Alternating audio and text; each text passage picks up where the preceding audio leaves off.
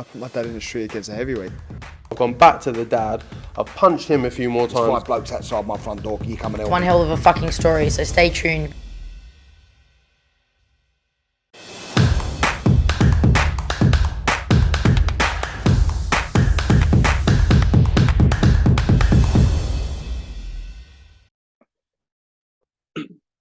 This is Colin McGuigan for AFL TV, proudly sponsored by Everlast. I'm joined today by Kieran Molloy.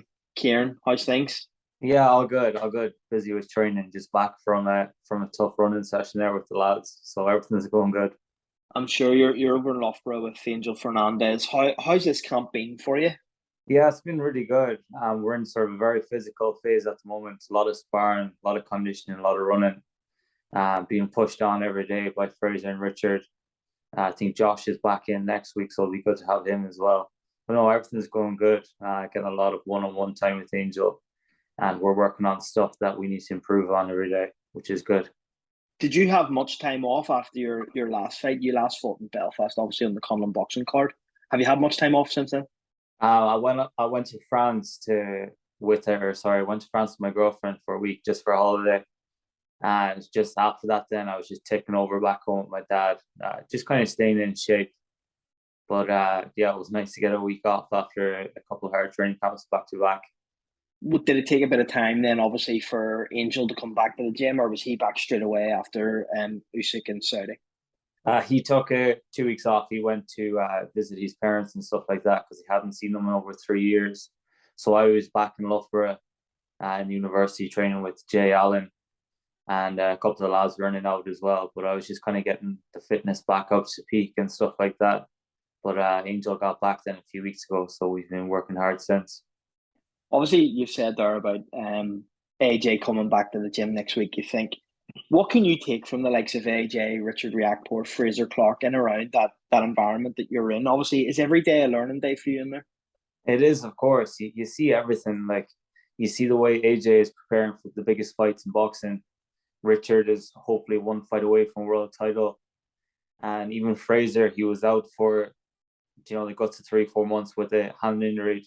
And just to see the way he dealt with that, stayed training, he's very mentally strong. And he's back with a bang now with 2 knockout wins since. So, no, everything's good in our gym, learning every day. And like I said before, we've got the best place to train in Loughborough University. And we've got world-class training plans as well with Angel. So, look, it's a great place to be. We seen you out on the Taylor Catterall undercard at the beginning of the year. Then we seen you with an explosive finish in Belfast on the Conor boxing card. How was that for you in front of an Irish crowd for the first time as a professional? I couldn't believe the reception I got once I was walking out. That's stuff you dream of when you're growing up. A couple of the lads were saying you wouldn't even hear that in a world title fight, and I was still 3 or 4 fights before the main event, 2 fights, but it was class. I'll remember that forever. Belfast is buzzing for boxing. It's down south GA is big, but in Belfast boxing is big, and it was just unreal to be part of it. Next up, I think there's a chance you're going to be in Germany on October 22nd on Paddy McCrory's undercard. Talk to me a bit about that, because that's going to be an IBO world title, and that's almost an experience in itself if you do end up on that card. It is, of course, yeah. An Irish lad fighting for a world title. I'd love to be involved in this card. So we're just hopefully getting an opponent for that now in the next few days. But it all looks very positive, and training camp is well underway anyway, so we're definitely looking to get out. Do you think that these type of experiences, fighting away in a country like Germany, that type of card will stand you in good stead further on down your career if maybe you do have to go to an opponent's backyard and in that type of country and fight for a world title? Definitely. Look, I've been fighting all around the world since I was younger. This is nothing new to me, but in the professionals, it is new to me. So, like you said, going into people's backyards, this is something we're going to have to do going forward. So it's great to actually start off your career doing these sort of things. A lot of fighters don't do this until they're maybe 3 or 4 years into their career. So the plan in place by COLM boxing at top rank, I think, is really good, letting us fight in different places. Kieran, obviously you're a highly sought after top rank prospect. They rate you very highly. What can we expect from you the next time we see you out? Another explosive performance like that we've seen in Belfast? Because I know Jamel Herring and Christina Poncher on commentary were very complimentary of your performance that night.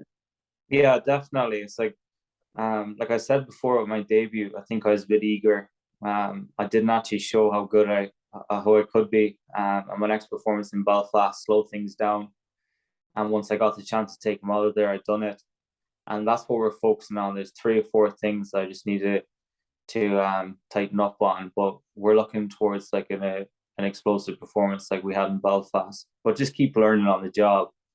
The opponents are going to be different. They're going to bring different things to the table. But I'm just looking to be a more all-round better fighter each performance. If we do see you in Germany on October 22nd, could we possibly see you again before the end of the year? Yeah, definitely. We're looking to get out in Belfast again in December. So I want to stay busy. We've got a date penciled in as well for a homecoming in Galway on the 28th of January. So that's one that I'll be really looking forward to headlining in my hometown. So that's going to be good buzz training towards.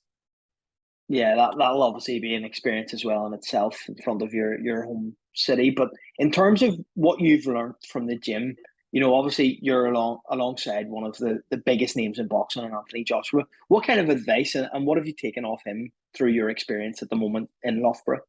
It's just sheer work ethic. Like every day he's trying to better himself.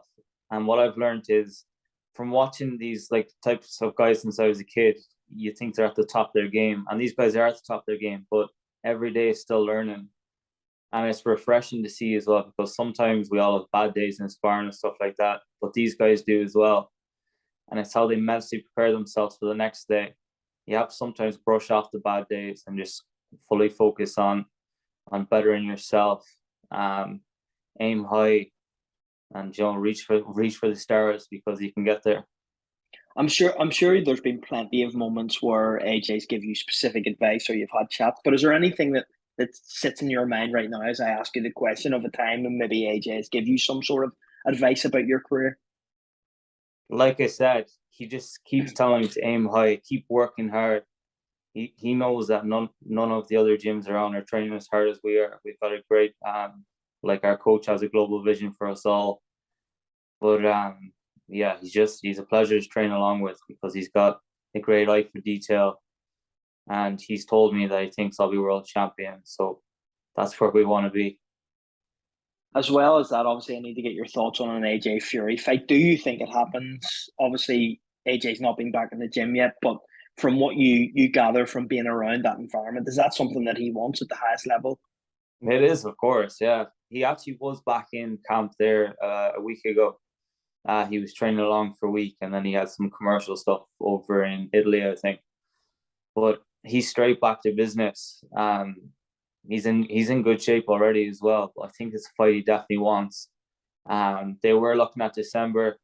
I think it might be a bit too soon, considering it's not as easy as just signing a contract. You've got TV and everything behind it. But I think it's a fight that should definitely happen.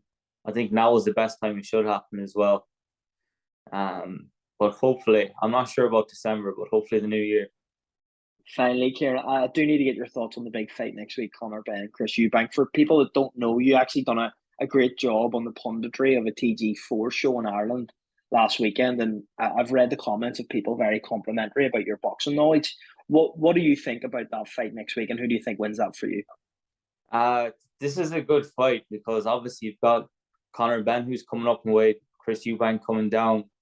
I do think Chris Eubank should be the bigger man on the night, but there's probably going to be a rehydration caused as well. But I think I like the way Ben is coming across in press conferences. He seems very mentally strong and physically prepared for this fight. I'm sort of leaning towards Ben in this one, Now, a lot of people are going for Eubank, but I don't know. Eubank is very confident in himself as well. He's eating KFCs and all this as well. So maybe the weight might not be such a big issue as we all think it will be. But I like the mentality of Ben more at the moment. I'm leaning towards him. Well, Kieran, thanks very much for your time, and I'm sure we'll do this again soon, and hopefully we'll see you out in Germany in a few weeks. Thanks. Cheers, Colm. Come on, thank you.